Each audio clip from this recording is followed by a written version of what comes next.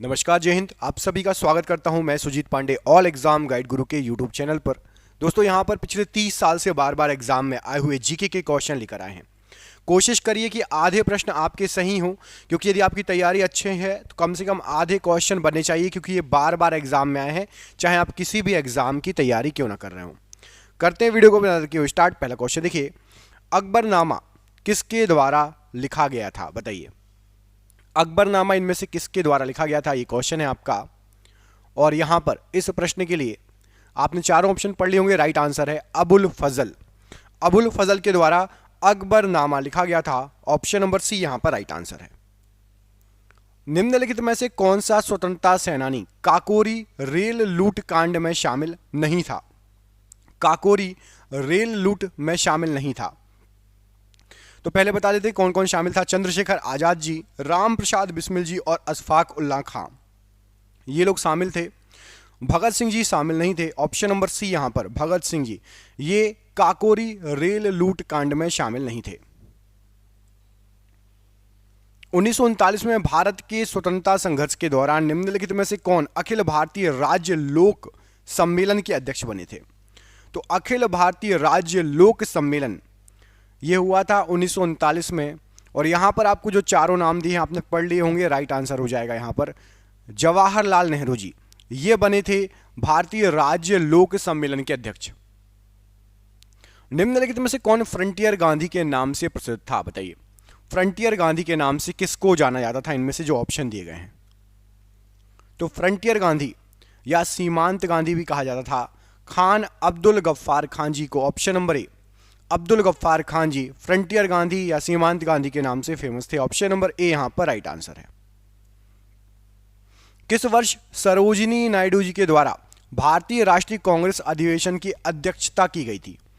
कांग्रेस की अध्यक्ष किस वर्ष बनी थी सरोजिनी नायडू जी, ये क्वेश्चन है। ऑप्शन आपने चारों पढ़ लिए होंगे मेरे अनुसार। और यहां पर आपका राइट आंसर है 1925 में। यदि आपको ज़्यादा समय चाहिए तो वीडियो को पॉज कर सकते हैं। जैसे ही मैं क्वेश्चन पढ़ूं उसके बाद वीडियो को पॉज करके आराम से आंसर सोच के फिर आंसर कमेंट बॉक्स में दे सकते हैं। 1925 राइट आंसर है, ऑप्शन नंबर डी। महात्मा गांधी जी के द्वारा दीन बंधु की उपाधि किसको दी गई थी, बताइए। दीन बंधु की उपाधि इनमें से किसको दी गई थी, महात्मा गांधी जी के द्वारा। तो महात्मा गांधी जी ने दीन बंधु की उपाधि दी थी सी एफ एंड्रयूज को।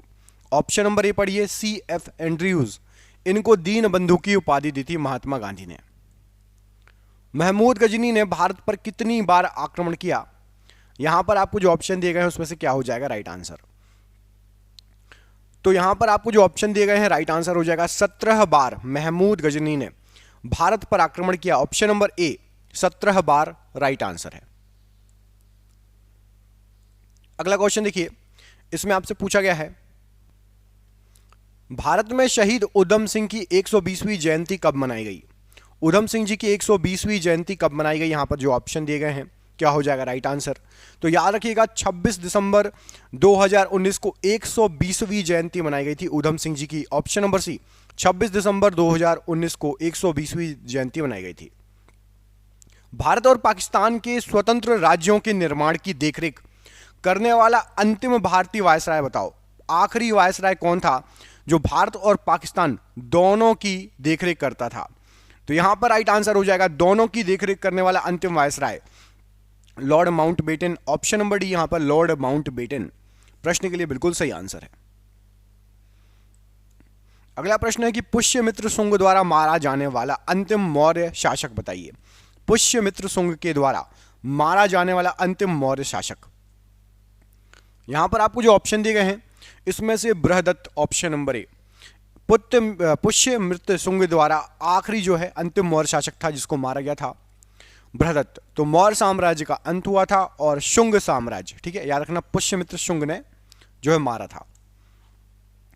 गुरु नानक की जन्मस्थली जिसे आप ननकाना साहिब के नाम से भी जानते हैं, पहले ये किस नाम से जाना जाता था।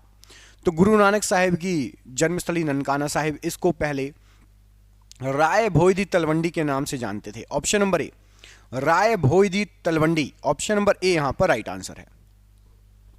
भारतीय राष्ट्रीय गीत वंदे मातरम पहली बार किस राजनीतिक अवसर पर गाया गया था? वंदे मातरम सबसे पहली बार किस राजनीतिक अवसर पर गाया गया था?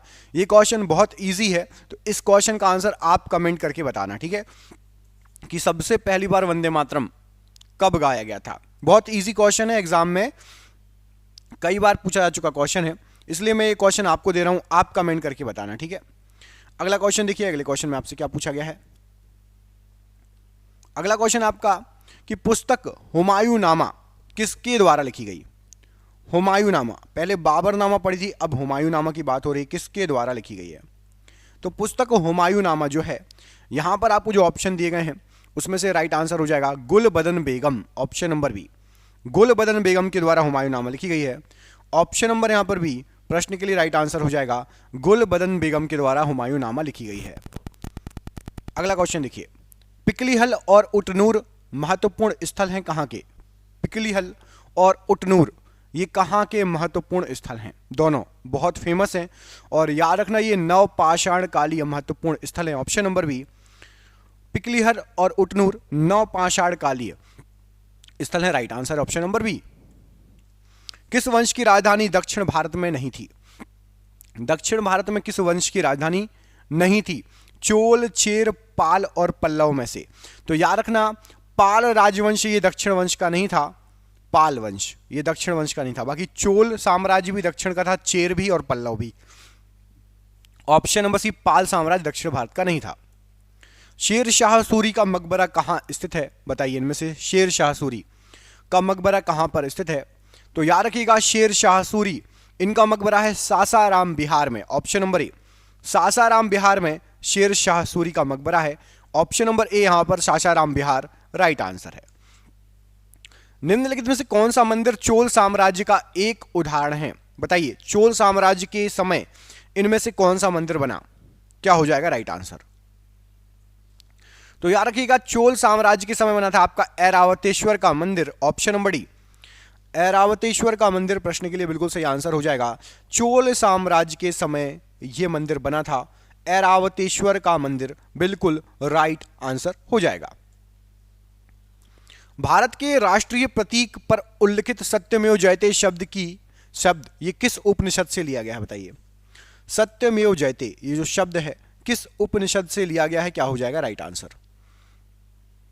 तो याद रखिएगा सत्यमेव जयते मुंडकोपनिषद से लिया गया है। ऑप्शन नंबर बी, मुंडकोपनिषद से लिया गया है सत्यमेव जयते को। ऑप्शन नंबर बी यहां पर राइट आंसर है। अगला क्वेश्चन देखिए, दोस्तों देख रहे हैं क्वेश्चन कितने अच्छे हैं। ये आपके एग्जाम में पिछले कई सालों से पूछे जा रहे हैं। जैसे एग्जाम की आप तैयारी कर रहे हैं, हमने आपके लिए 10,000 जीके जीएस के एमसीक्यू क्वेश्चन आंसर बनाए हैं। 10,000 जीके जीएस के क्वेश्चन आंसर जो एमसीक्यू के फॉर्मेट में 4 ऑप्शन में, जो कि आप जो एग्जाम तैयारी कर रहे हो उसमें आ सकते हैं। 100% चांसेस है आने के। और वो क्वेश्चन आंसर पीडीएफ है और पीडीएफ सबको व्हाट्सएप पर मिल जाएगी। आप में से जिसको भी चाहिए व्हाट्सएप पर पीडीएफ मिल जाएगी। पीडीएफ जो है आपकी वो 300 रुपए की है, लेकिन अभी एग्जाम चल रहा है तो केवल 99 रुपए में जो भी सक्षम है, जो भी ले सकता है वो ले ले। बाकी यूट्यूब से पढ़ो, बाकी जो जिसको लेना हो 99 रुपए में आपको 10,000 जीके जीएस के क्वेश्चन मिल रहे हैं जो कि आपके एग्जाम में फंस सकते हैं। तो इनको पीडीएफ को लेने के लिए नीचे दिए गए नंबर पर व्हाट्सएप कर लेना। नंबर आपको पूरे वीडियो भर शो होगा। जब भी आप वीडियो छोड़ो उसके बाद आप कॉल कर लेना या स्क्रीनशॉट लेके रख लेना, ठीक है। पाल राजवंश का संस्थापक इनमें से कौन था? बताइए पाल राजवंश का संस्थापक इनमें से कौन था? तो यहां पर राइट आंसर हो जाएगा जो गोपाल था वो पाल राजवंश का संस्थापक था। ऑप्शन नंबर सी, गोपाल इनको पाल राजवंश का संस्थापक माना जाता है। मुस्लिम लीग की स्थापना कब की गई थी? बताइए मुस्लिम लीग की स्थापना इनमें से किस सन में की गई थी? तो याद रखिएगा मुस्लिम लीग की स्थापना की गई थी 1906 में। ऑप्शन नंबर बी, 1906 में मुस्लिम लीग की स्थापना की गई थी। ऑप्शन नंबर बी यहां पर 1906 राइट आंसर है। जयपुर के हवा महल की बाहरी दीवारों पर कितनी खिड़कियां हैं? बताइए जयपुर के हवा महल की बाहरी दीवारों पर कितनी खिड़कियां हैं? ये क्वेश्चन एग्जाम में आया हुआ है। तो याद रखना 953 खिड़कियां हैं। जयपुर का जो हवा महल है ऐतिहासिक धरोहर है, इसलिए क्वेश्चन आया हुआ है। ऑप्शन नंबर डी, कई बार ये भी आ जाता है कि हवा महल कहां पर है, तो हवा महल कहां पर है? हवा महल है जयपुर में, ठीक है। अगला क्वेश्चन है, इब्राहिम लोधी दिल्ली का सुल्तान कब बना था? इब्राहिम लोधी दिल्ली का सुल्तान कब बना था? तो याद रखिएगा सन जो दिए गए हैं इसमें से 1517। इब्राहिम लोधी 1517 में दिल्ली का सुल्तान बना था। ऑप्शन नंबर ए यहां पर राइट आंसर है। गुरु पर्व सिख समुदाय का सबसे महत्वपूर्ण और पवित्र त्योहार है। हिंदू कैलेंडर के अनुसार इसे निम्नलिखित में से किस महीने मनाया जाता है? बताइए, गुरु पर्व किस महीने मनाया जाता है? तो आपको याद रखना है, जो गुरु पर्व होता है ये होता है आपका कार्तिक महीने में, कार्तिक मास में। ऑप्शन नंबर सी, कार्तिक मास में गुरु पर्व मनाया जाता है। ऑप्शन नंबर सी यहां पर राइट आंसर है। निम्नलिखित में से किस वर्ष में भारत ब्रिटिश राज के सीधे नियंत्रण में आ गया था? तो भारत को ब्रिटिशरों ने सीधे 1857 की क्रांति के बाद 1858 में, इसके पहले हम कहां थे? इसके पहले ईस्ट इंडिया कंपनी का कब्जा था। इसके जस्ट बाद ब्रिटिश राज के सीधे नियंत्रण में भारत को ले लिया गया था। किस राज्य में फोडोंग बौद्ध मठ स्थित है? बताइए, किस राज्य में फोडोंग बौद्ध मठ स्थित है? तो याद रखिएगा, सिक्किम राज्य जो है इसमें फोडोंग बौद्ध मठ स्थित है। ऑप्शन नंबर डी, सिक्किम राज्य में फोडोंग बौद्ध मठ स्थित है। संस्थापक और उनके द्वारा स्थापित सामाजिक धार्मिक संगठन जो हैं, इनमें से सही कौन सा है? तो यहां पर स्वामी विवेकानंद जी ने रामकृष्ण मिशन की स्थापना की। ऑप्शन नंबर जो ए वाला है ये बिल्कुल सही है। स्वामी विवेकानंद जी ने रामकृष्ण मिशन की स्थापना की थी। बाकी नीचे के तीनों आपके गलत दिए गए हैं। ऑप्शन नंबर ए राइट आंसर है। किस वर्ष लॉर्ड कर्जन ने बंगाल विभाजन का आदेश दिया था? लॉर्ड कर्जन के द्वारा बंगाल विभाजन का आदेश किस वर्ष दिया गया था?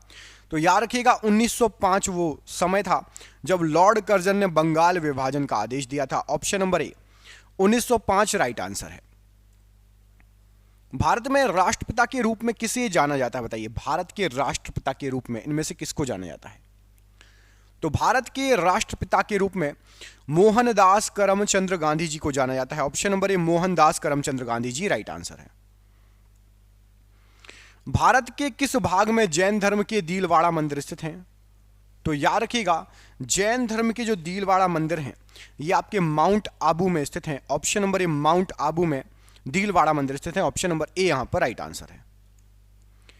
शुजाउद्दौला और शाह आलम ने रॉबर्ट क्लाइव के साथ इलाहाबाद की संधि पर कब हस्ताक्षर किए थे?